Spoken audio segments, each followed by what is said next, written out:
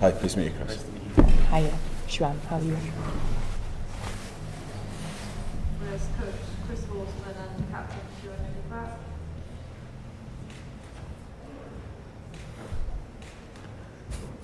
What can we expect from Wales in this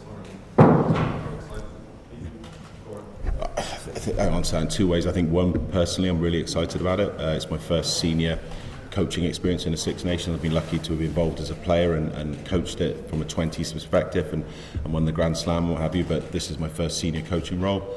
And obviously, just around today you can see how big it is, particularly from the female side of it, so that's a really exciting challenge for me. I think the exciting thing really is the direction of travel of women's rugby in Wales. It's certainly been an eye-opening few months for me, just in terms of getting to understand what female athlete environment looks like from a coaching perspective. But I think the pleasing thing is looking at the group, the dynamics of the group that we have. Very young group, very inexperienced, but very keen, very hungry to learn. So I think it's very much, as we said, autumn was base camp. It's about building and moving forward. This is another touch point for us as a group, and it's about building the momentum, from a rugby perspective, but more importantly, just the whole momentum around the women's game in Wales. That's some good results in the autumn against teams that obviously you're going to play against now. It's like confidence. Yeah, it definitely gives the group confidence. Our mantra has been very much about closing the performance gap. We look at the other teams in this tournament, and there's some excellent teams. I think, I'm into it quite new, with fresh eyes. So looking at the groups and the teams we're playing at, I think everyone is really putting a lot of resources into their game at the moment. So for us, over the autumn, there was certainly improvements in performance. That was demanded from ourselves from within. That's something we're going to focus on again. Yes, every coach, every player goes into a game wanting to win, but it's about understanding where we want to be Six Nations in 2021. It's all about closing the performance gap, whether it's on the field in our first game against Italy or our next session on Thursday. It's always, are we moving forward in that direction? How are you looking forward to your first campaign as captain? I'm really excited. I was fortunate enough to have some opportunities in the autumn campaign to lead the side, but my aim this autumn this Six Nations is to bring some other leaders along with me and develop leaders and develop as a squad. As Chris mentioned, we're a young squad. We had 11 new caps in autumn, which have been announced in our Six Nations squad.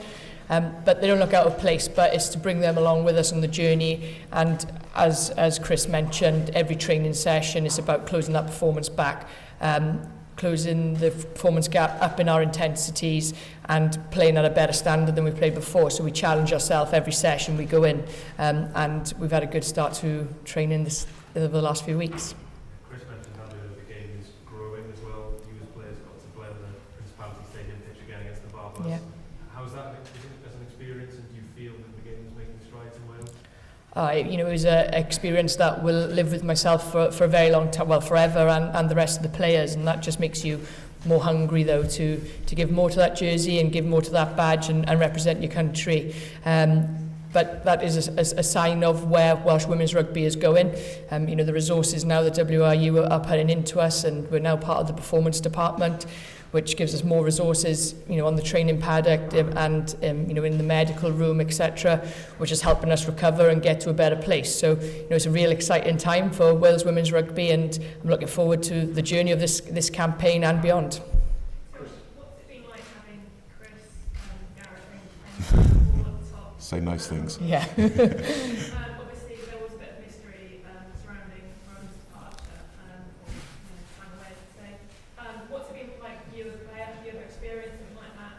And Chris, can you tell us any more? Do you think that the Welsh side do need a kind of bigger head like the other teams? Will we see a kind of future senior coach coming through? From a player's perspective, it's an honour to put on this jersey, and whenever we arrive in the centre of excellence or we're on that training pitch, we've got a job to do. From a player's point of view, though, we've had continuity throughout the autumn's campaign. We had Chris, Gareth and Geraint, and there are 3 coaches in this campaign now. So we're developing and growing on that. So we're representing our country. We've got a job to do, and the stuff that these coaches have brought in have been really exciting. We have got challenging times with regards to challenging us as players and challenging our team performances and making us think differently about things. But that's what you want as athletes. You want to be the best you can be, and if you were complacent, you wouldn't go forward. So for me, it's been an exciting time.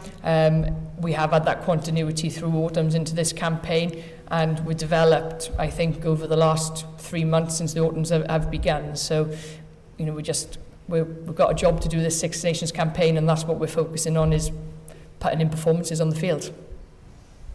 Yeah, it's been a real privilege for me as a coach. Myself and Gary Lewis have been in the performance department, coached across the 18s, 19s and 20s, and obviously Gagsy, who's part of it as well. You know, we very much work as a coaching team. You know, we try and role model and replicate what we want from the group of players. You know, so that's what we're looking to do, and it's been really exciting. You know, as a coach, it's been a really eye-opening experience. You know, working with these group of players who are probably some of the most professional, committed players I've worked with. You know, really challenging in terms of actually demanding off you as a coach, which sharpens you up as a coach, which has been really good. So, you know, I've got lucky to have a really good working relationship with the other two coaches. So, you know, we work as a team. You know, we bring our own strengths and our own weaknesses as a three, if that makes sense. So, you know, that's what we want. I always say to the players that the team is the star, and that's the mantra as a coaching group that we work to as well. Chris, you need to provide some sort of clarity on what that coaching structure looks like in terms of, are you a head coach or somebody looking after the backs or defence or